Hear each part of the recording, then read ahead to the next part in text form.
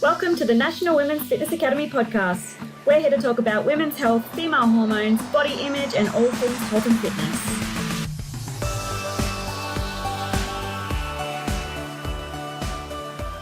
Hello girls, and welcome back to another episode of the Women's Fitness Academy's podcast. I'm your host, Siggy, one of the WFA's educators and a women's body image and fitness coach. Today, I'm chatting with the skin queen herself. Her name is Kelly, and Kelly is a qualified dermal therapist of 7 years and is a industry educator. And she's also educating skin therapists on holistic skin health so they can empower their clients to finally understand their skin and get the results they truly want. Now, one part of taking care of our health as women is our skin. And it's so common to come across so many women who suffer certain skin issues, whether it's acne, pigmentations, or just suffering certain skin disorders. Now, there's no better person than to have this chat about all of this stuff with you, Kelly. So thank you so much for joining me. And thank you so much for having me. What a warm introduction that was. I'm really excited to educate everybody who's listening to your podcast today. Good. I love it.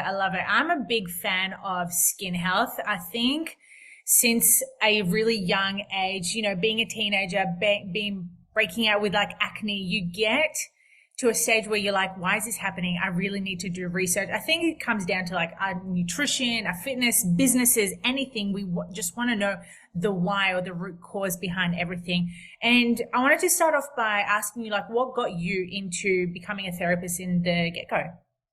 Yes. And you know what? It's interesting that you said that you've been into it since a young age, because for me, I actually wasn't into it. And I still remember going to my school formal, and, we all pay to get our makeup done for our school formal. I slept in my makeup, and the next day I said to Mum, how do I get all this makeup off? And she was like, oh, maybe rub some moisturizer in it to loosen it off and just rinse it off in the shower. So like, I was 16. You can't be teaching 16-year-olds how to do that with their skin. That's just not skin health.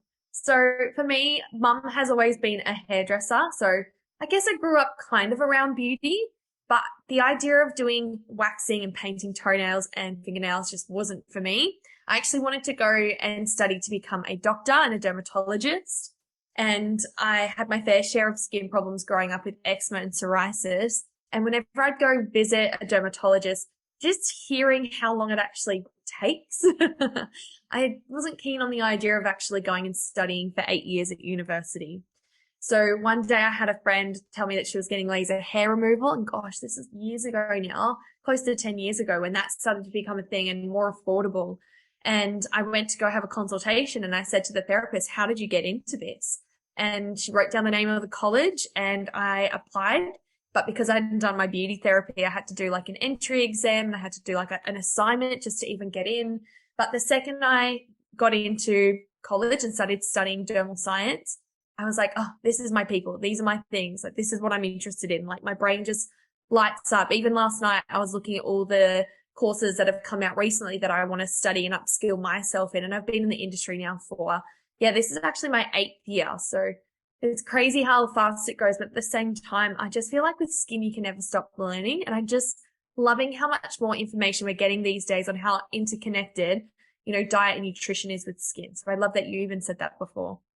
I'm so glad that you're so into it. Like, we're, as fitness coaches, we're so passionate about personal development and further education to, not only help ourselves, but help our clients.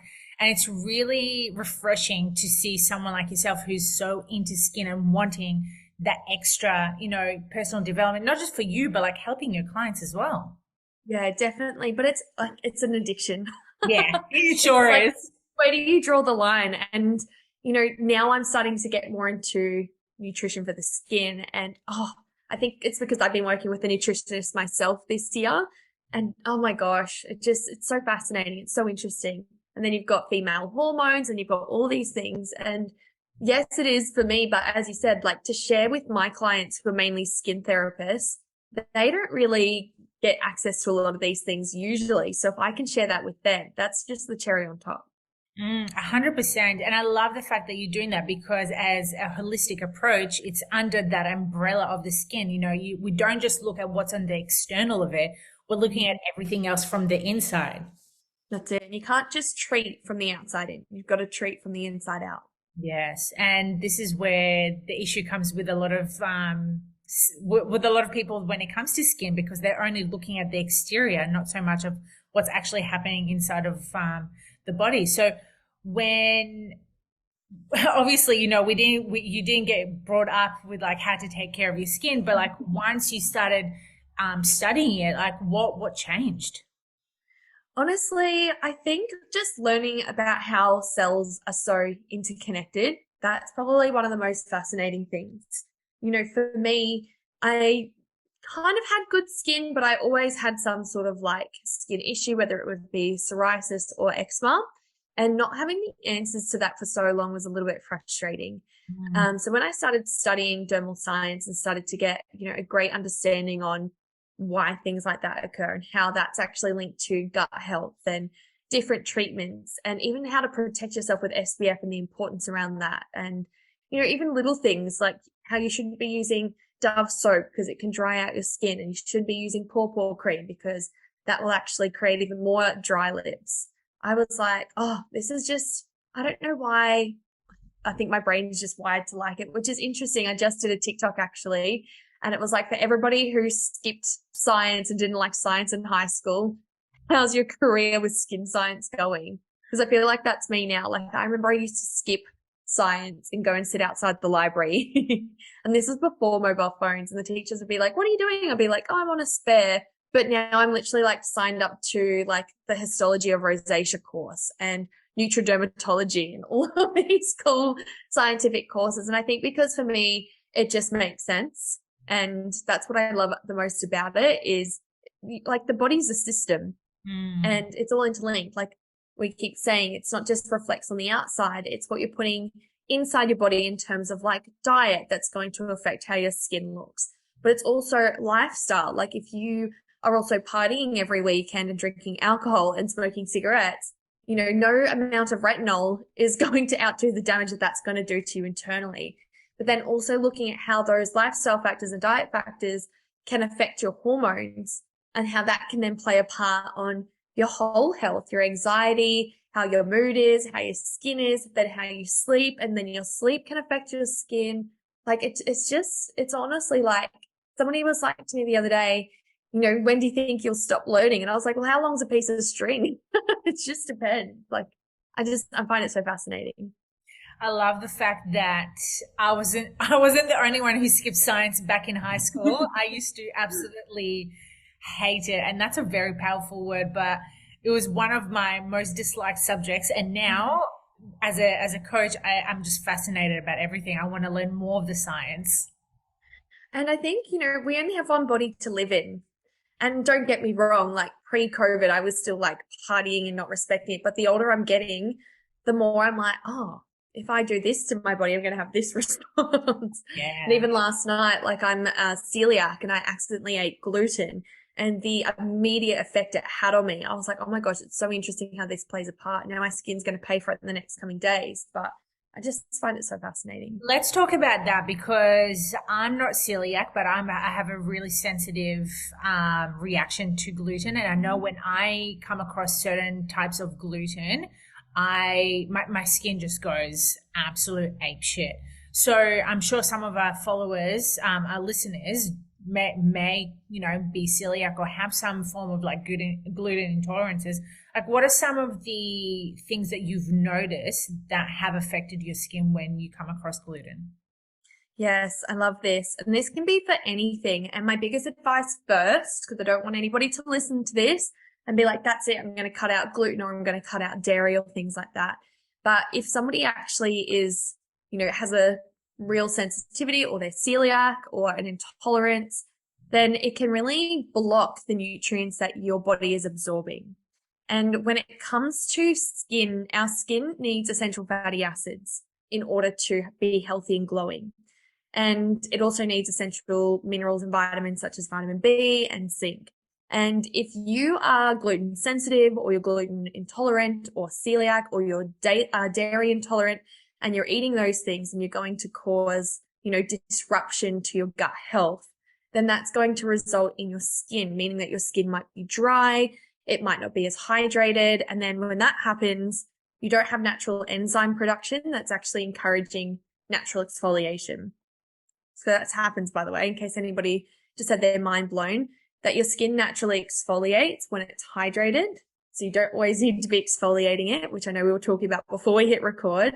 But oftentimes then when people are having little bits of breakouts or inflammation, that could be because of what's happening within the gut. So some of the best foods to eat when you're trying to look after your skin are lots of leafy greens that are anti-inflammatory, but lots of oily, fatty fish, lots of avocados, chia seeds, and even like nuts and olive oil. They even say like the Mediterranean diet is one of the best for the skin. Of course, not everybody's perfect and human. I'm sitting here eating popcorn. Everything in moderation and balance. But, it's just looking at, well, if your skin is breaking out, what potentially are you putting in that your body's not agreeing with? So it can be a process of elimination. And even I experienced that the other week. I realized that I was probably drinking a little bit too much coffee, so it's suppressing my appetite. And then at the same time, I was getting really thirsty. So I was having a lot of sugary drinks throughout my day. And then I got a whole heap of breakouts. And, I was like, I'll just apply a lot of retinol and see what happens. Surely that'll fix it. That's like my solution for everything, which then resulted in my skin being even more dry. And I was like, what the hell am I doing wrong here? And I had to look at my diet and be like, oh, I'm probably drinking a little bit too much coffee. And then I was going out and exercising at night, and on the way home getting a bottle of wine. So I was like, I'm probably not feeding my body the best nutrition that it needs in order to create healthy skin cells from initial conception. That's a long-winded answer. Yeah, to be honest, I love that answer because too often we don't go too in depth about the why. And I love how honest you are right now, going like, hey, I was eating sugary foods, I was training, I was whining and dining, and it's just like people don't realize like all these things matter if we're doing too much of them. And like you said, there's always balance. So you can't be too strict at doing one thing or another because you'll either burn out or your skin just like goes, crazy. And I love the fact that you mentioned exfoliating as well, because I used to be the exfoliator skin queen. Literally, every day I'd be like, I need to exfoliate. My skin is too dry. My skin is too dry. Yet I didn't realize that was actually making my skin even worse because I was overdoing it. Yeah. Oh, it's one of the things that I'm so passionate about. So your skin actually has enzymes in it called stratum corneum chymotryptic enzymes. Really big word. SSCC. I think for short, SCC. Anyway, so basically it means that if you have healthy skin, these enzymes are active. And we actually have multiple layers within our skin cells, the very bottom layer being the basal layer, the very top being the stratum corneum. When the basal layer migrates up to the very top layer, that takes about a month. If those enzymes are activated, and they will be in a healthy, hydrated skin, they actually be like, all right, skin cells, it's time to make your way off the skin and make way for the new ones. So they go over and they eat the top layer like little tiny Pac-Man. But when you then have dry skin, and that can be because of diet, lifestyle, stress, over-exfoliation, over-cleansing, incorrect use of products. And I say that because I did that to myself literally 2 weeks ago when I was getting breakouts because, I was living off sugary food, not sugary food, sugary drinks for only a week. And I didn't even realize that I was doing it until my skin started to have a freak out. But that dehydrated my skin. So my skin stopped naturally exfoliating.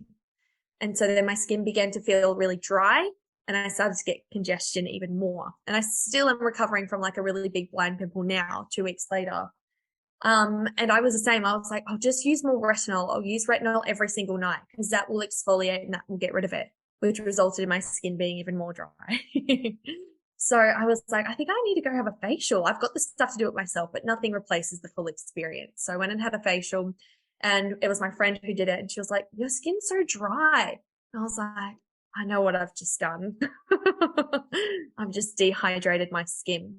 So since then, I've removed the retinol out of the routine and I've really gone back to super hydrating my skin. So using a hydrating cleanser, hydrating mist, hyaluronic acid, moisturizer. And now what I've done is I've reactivated my natural enzymes.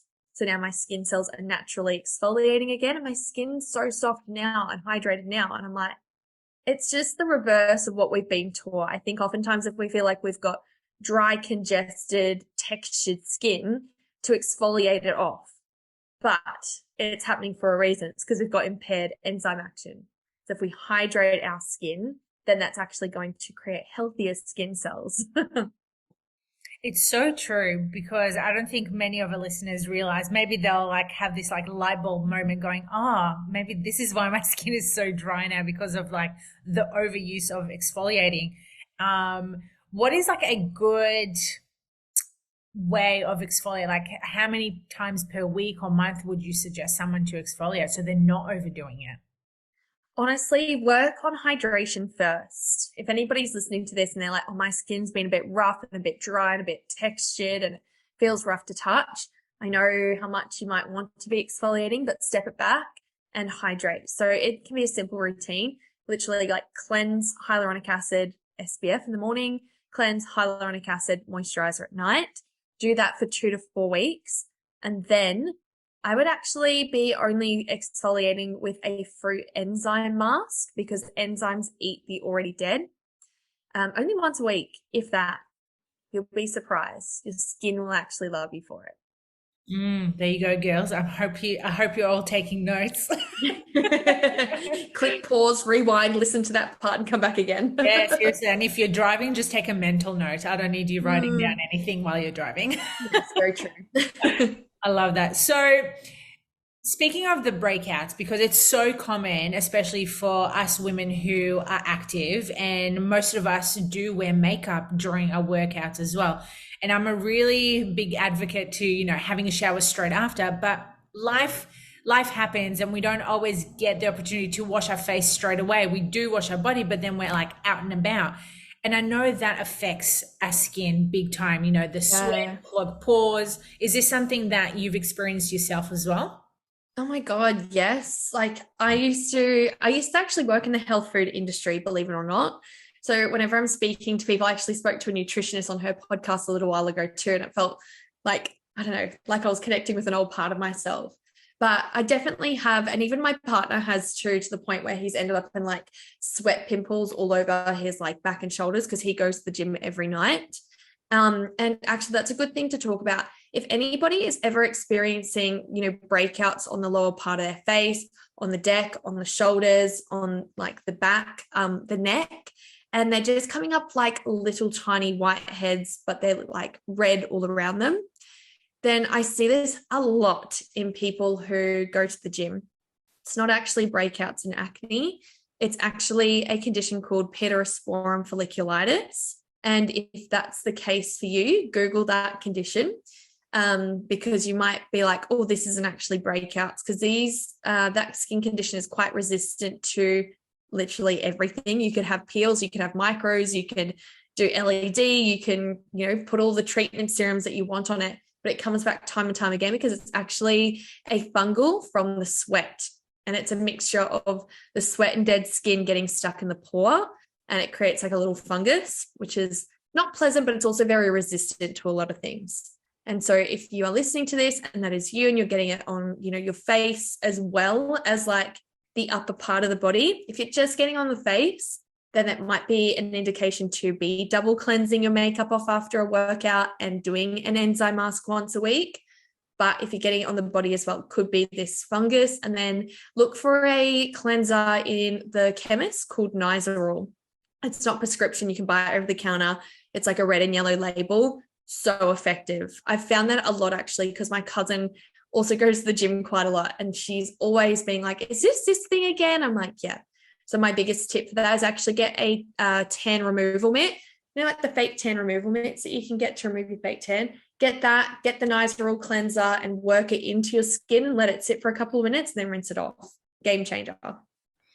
I'm going to look into that, because I'm one, to be honest, who suffers some back acne from training, and I don't think it's the usual acne as we were just talking. It's probably, this. It's common with people who go to the gym. I see it more often than not. The second somebody says, oh, I'm getting these breakouts and I think it's from working out, I'm like, ooh, it's probably the other type because of the sweat in the pores. So what's the condition called? Well, I have to spell it out for you. It's pityrosporum, Pityro sporum, Sporum. It's a big one. There's so many technical words. Don't ask me how my brain remembers them. And the best way of working with it is the Nizoral cleanser. yeah, cool. For those who Keep you posted. yeah, well, I'll keep you posted, but also for our listeners, if you girls, because it's funny because too often I will try and exfoliate my back, but now that I have a better understanding, it may not be that. So we'll have to try something different and see if that helps. Yeah, so interesting, isn't it? Does it usually happen just in like, the upper region, or can it be like lower region of the body, or is that not so common? I haven't seen it on the lower, like I've seen it a lot. I've seen it Yeah. usually the upper and the flanks. The Yeah. flanks is where you get it. And yeah, definitely neck, where hair is, shoulders, upper arms. It's anywhere that you generally kind of sweat with a t-shirt on. I've never really seen it like pants and below. It's always like up. And Yeah. the first time I actually saw it was with a high school girl. She was in grade 12 and she was in Darwin, and she was actually getting really sweaty from her school uniform. And the therapist was like, I'm applying chemical peels and it's clearing up for a few days and then it's coming back. And she's like, I've done everything. I've even done like micros and peels, micro peel LED. Like I've done everything and it's really resistant. I was like, what is this? So I was like doing some searching. I was like, actually, this is it. And that's something else that I'm now upskilling myself on. I've just enrolled in a program for dermatological disorders to find out, because there's so many tricky ones that I think the normal skin therapist just wouldn't know and wouldn't come across. But I've been in the fortunate position where I've helped hundreds of skin therapists. So there's not a lot that I haven't seen, thankfully. I know it's very, you're very knowledgeable about all of this.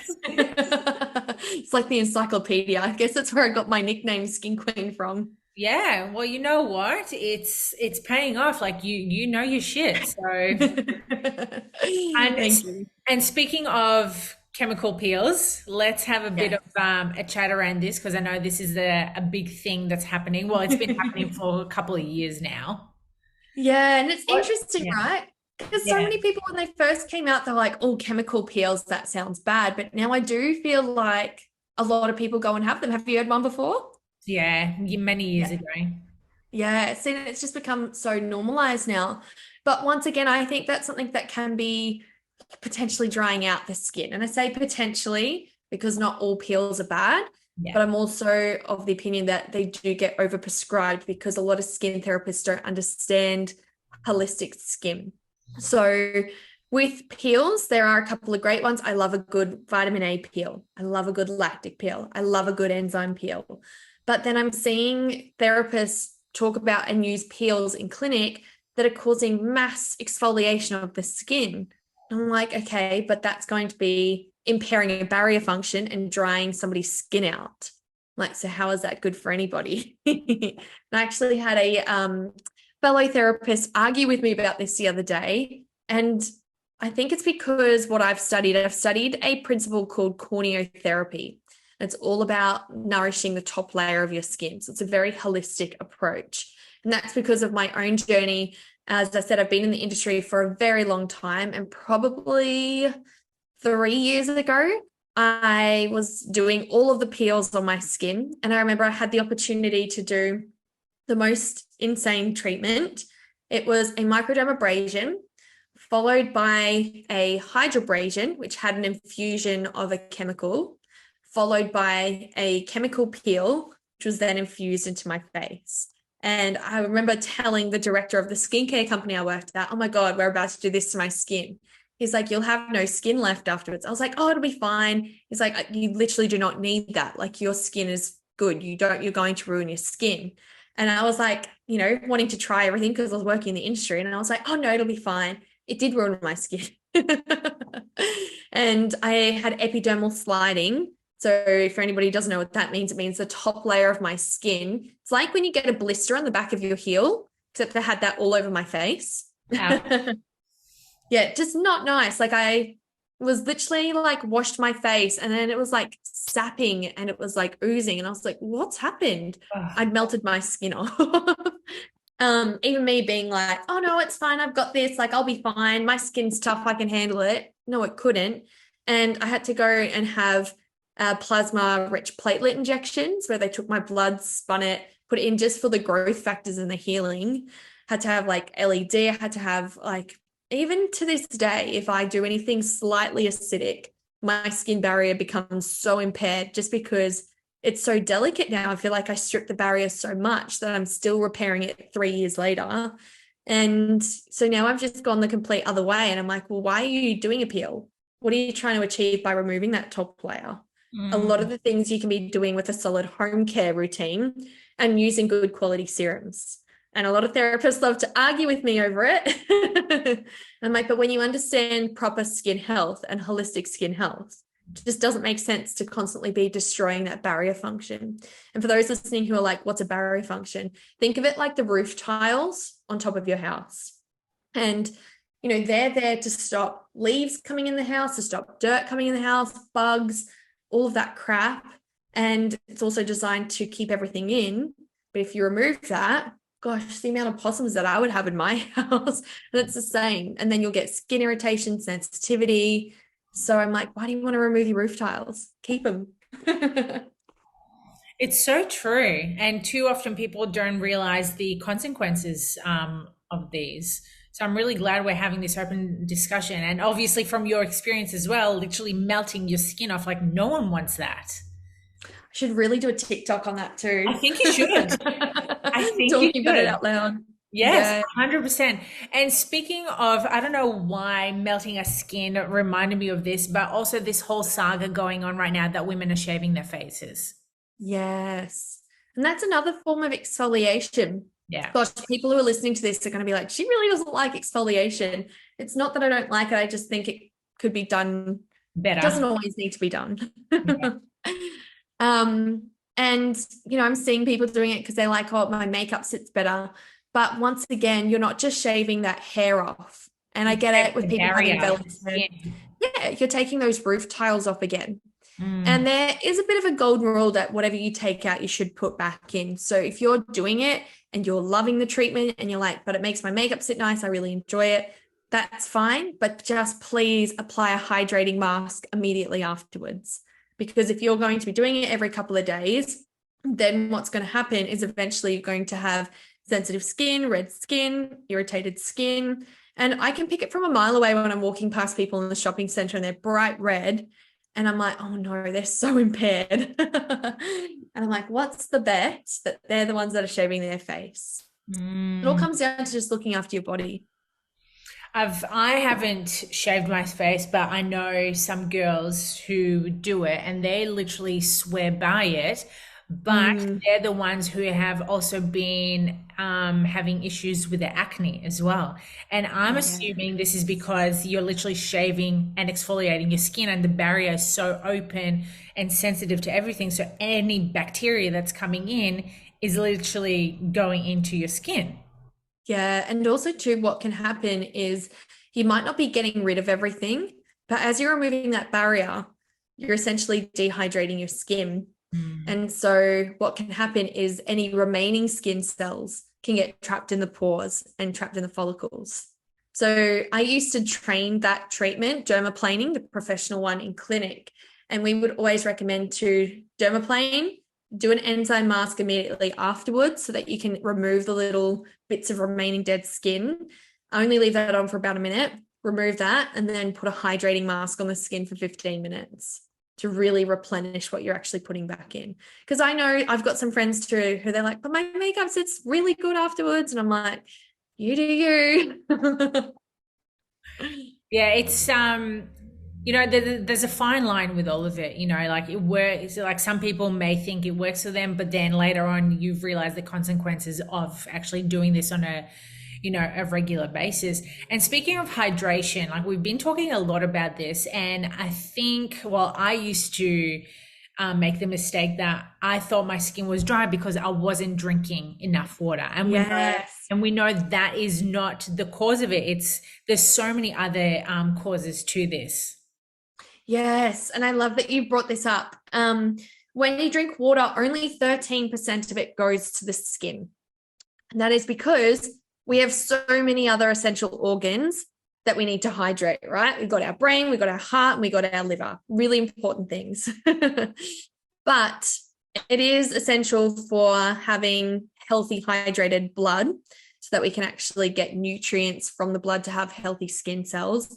But oftentimes, with myself, I'm going to use myself as my most recent example because I think it was just I went back to my old way of thinking, and anybody is the best at giving advice, but we're not always the best at taking our own advice. And I was going to say skin therapists, but I know people who work in interior design, people who are mechanics who will say the same thing.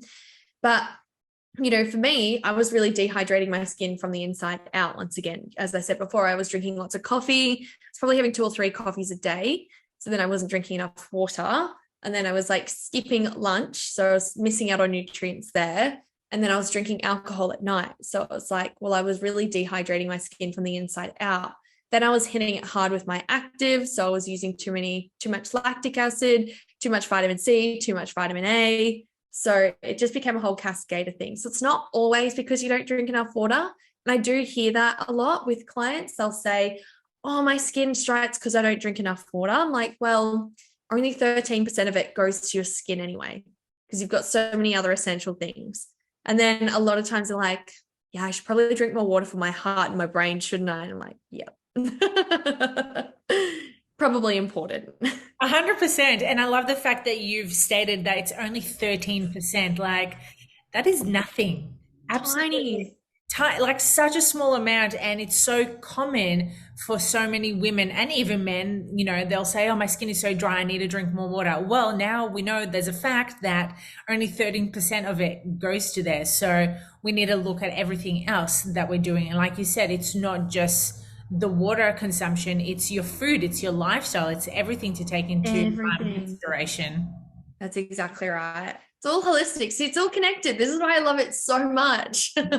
I love it too. And speaking of the hydration of the skin, I know certain makeups also dehydrate the skin. Like obviously, we're not going to go through all of them right now, but we know, like you mentioned, years ago, you used to wear makeup and sleep in your makeup. Yes. I used to do that as well. And it's funny enough because I remember years ago, I had a photo shoot and I loved my makeup so much. I actually went to bed with my makeup on to keep it intact for the next day because I had something on.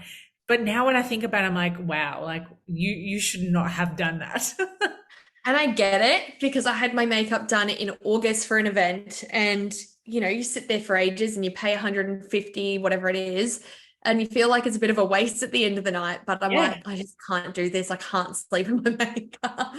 And really that's because your skin cells go into regeneration mode at night, as the rest of your body does.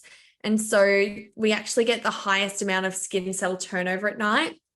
And if you're wearing makeup, makeup isn't essentially hydrating. Even if you're wearing BB creams, that's going to then clog your pores. So you've got chances for breakouts, but you can also impair that enzyme function that's going to naturally exfoliate your skin. But I so get it. I've got a good friend who's a makeup artist, and she says the amount of people that say they sleep in their makeup, and I'm like, how is this still a thing? I think it's still a thing because people are just not aware of it. And I think the more we chat about it and the more people become self-aware of, their habits, like, with fitness and nutrition and everything, then they'll be able to make better decisions around it. So funny. As I talk about this, I'm just thinking it was my sister's birthday in July and I went home early, but her best friend I think got home like late and passed out beside me. I shouldn't say fell asleep. It's definitely passed out. It was very early in the morning. And the next morning she was like, don't look at me. I've fallen asleep in my makeup. And look, if you're going to do it every now and again by accident, it's not the worst thing in the world. Just wash your face, put on a hydrating sheet mask. You'll be right. We all make mistakes. Yeah, you know what? We all learn from the mistakes. That's what their mistakes are there for, to learn from them and try not to do it again. That's right. Speaking of treatments as well, I know a big thing right now that I've seen with my clients and even with myself with the skin condition called melasma. Yep. And I know, like during summer, it tends to worsen. So, for those who don't know melasma, do you mind explaining to our listeners what it is? Yes. So melasma is a type of hyperpigmentation or darkened areas of skin that form just under the top layer of the skin because of hormones. And it doesn't surprise me that you said that it gets worse during summer. And that's because naturally think of pigmentation as your skin's natural tint against the environment. I was going to say the universe, the environment. Universe it is. Yeah, universe it is. It's like car tint. And the whole reason why we get darkened areas of skin is because your body's trying to protect itself and protect its internal organs from frying and turning into beef jerky, essentially. We need them. So it's like, all right, well, to lessen the blow, we'll darken so that it can absorb the heat a little bit better. Similar to like even if you own a black car, they get hotter in summer. And so with melasma, it's actually the pituitary gland, which is your hormonal, I guess, communicator. He's the one that tells our hormones what to do in our body. He is sending a signal to produce lots of melanin stimulating hormone. And there's not a lot that we can do as a therapist to actually get rid of melasma. We can definitely manage it. And there are definitely some more advanced treatments that you can do to really get rid of it, I suppose, but it still becomes a management thing for the long term. There's a really popular treatment called Cosmelan, where I think it's about $800, but you put on this chemical peel for 12 hours and it completely gets rid of it. And there was a good discussion in my Facebook group about it the other day. And everybody was like, but the bounce back rate. I said, there's only a bounce back rate because you can't switch off that pituitary gland. Like you just can't. It's the master endocrine, like it's the master of your hormones. You can't turn it off, but you can definitely continue to use the home care to manage it. And it's the same in summer. Even if you don't have melasma and you're prone to sunspots, age spots, and darkened areas of skin naturally, whenever our skin feels heat and UV and our eyes see that bright UV light, it sends signals to the pituitary gland to be like, oh, heat, bright light, we need to start producing pigment to protect our body so our organs don't turn into beef jerky. And that's the easiest way that I can describe it to everybody. So yes, you can use serums to inhibit that process and to slow it down. The other thing is SPFs and the old Aussie saying, slip, slop, slap. People kind of laugh at me when I say that, but nothing beats wearing a hat and wearing sunglasses and long sleeve shirt if you're more prone to these things. I definitely realize that I'm very prone to it during summer. It usually happens through my top lip and then just underneath my eyes. And funnily enough, I used to be against wearing sunscreen as a young adult because tanning was the thing. You wouldn't do. Yeah, exactly. When now I'm like paying, like it's happening right now with the pigmentation that SPF is a part of my thank gosh daily routine. Yeah, but also speaking of SPF, we know there's certain brands that are not so good for the skin because of certain chemicals that are in them. I love this. And honestly, people ask me all the time, what's the best SPF? What's the best SPF brand? What should I avoid? And I'm like, the best SPF is the one that you're going to wear every single day. I think when it comes to bad brands, it's more of a user error. I was in Aldi the other day with a girlfriend and I was like, see, people have no excuse to not wear SPF. They've got a 50 here for like $3.50. And she's like, oh, but that's bad for the skin. I'm like, but why is it? Like Australia has the strictest SPF laws in the world to the point where like I have American brands that send me their SPF and it's like an SPF 75. But in Australia, it's only an SPF 30 because our testing is so rigorous because we've got the highest amount of skin cancer in the world, which is, not a nice crown to wear. but any SPF that you feel comfortable to wear every single day. And just know that if you do get a little bit sweaty throughout the day, that you should actually reapply it. I think that's the key there, because if somebody puts on like an SPF 30 at the beginning of the day, but they're in and out of the car, they're hanging out washing, they're going grocery shopping, they're picking up the kids, they're working out, they're going for a hot girl walk with a dog outside and you're getting sweaty and you don't reapply, that's when you're going to have problems with your SPF because you've diluted it. I love that you said the hot girl walk. Sometimes they're mental health walks, sometimes they're hot girl walks. But it's so, and I love the fact that we've broken that down to make people realize like whatever works for you, use that. Don't solely like ban certain ways. Like I know, again, like there's always two sides to every story. Like some people will be like, oh no, this is bad. Some people will be good, but like you said, whatever works for you. There's a lot of fear mongering in the skincare industry with marketing. I'll put it that way. Yeah. And you know what? I don't think it's just the skin industry. It's also happening in the fitness, also in the nutrition, the holistic side of coaching. I guess, there's always the good and the bad in, quotations.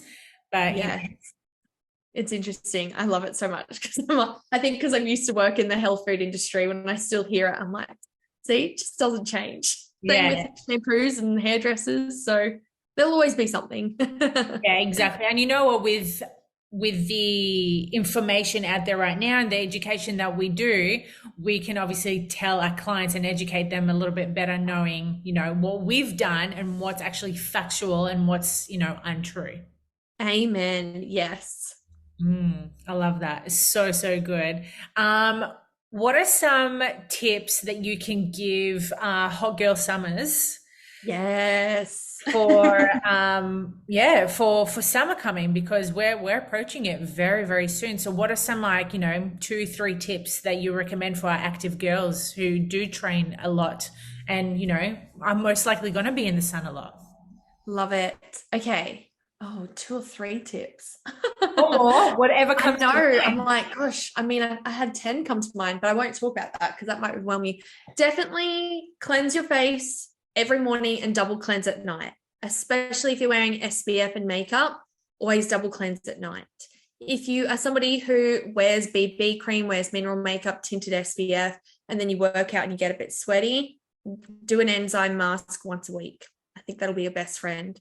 But definitely, focus on hydration, because the more hydrated your skin is, the more it's going to bounce back. And SPF every single day if you're not already doing that.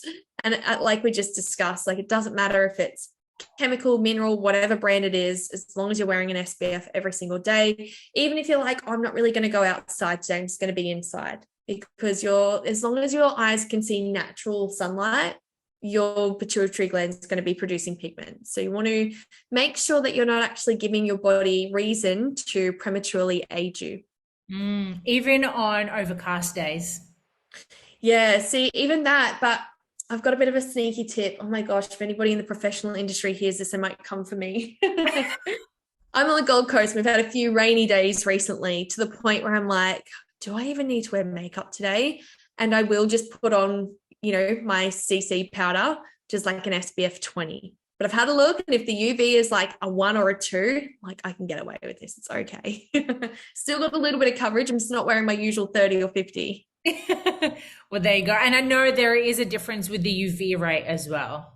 Yeah, it all comes down to, for me, if you are somebody who's inside all the time, wear a 30. But if you're somebody who has quite an active lifestyle, you're in and out, you're exercising, you work outside, wear a 50 and you might need to reapply. There you go, girls. I love that. And last question before we go, I'm full of questions today. The cleanser side of things, because I know we've spoken about cleanser, like doing it in the morning and then double it in the evening. I know the cleanser type and style is going to be very different to every person. However, I have been told in the past not to use foam, but use more oil base because of my skin. Well, my skin, like bit of a background, it's like a little bit sensitive, but dry as well. Yep. Yeah. Well, honestly, there's a lot of foam and gel cleansers. I personally would only use a gel cleanser once a day out of the 3 times that I'm cleansing.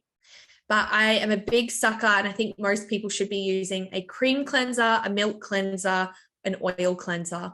Honestly, you can't go wrong with that because it's not going to disturb your natural skin barrier. Mm, there you go. Good. I'm glad I asked that question. Maybe someone wanted to ask that and be like, I did it. Yes. Love that. Kelly, thank you so much for jumping on today. I am so sure that everyone would have got many tips from today's conversation and maybe, new ways of taking care of their skin as well.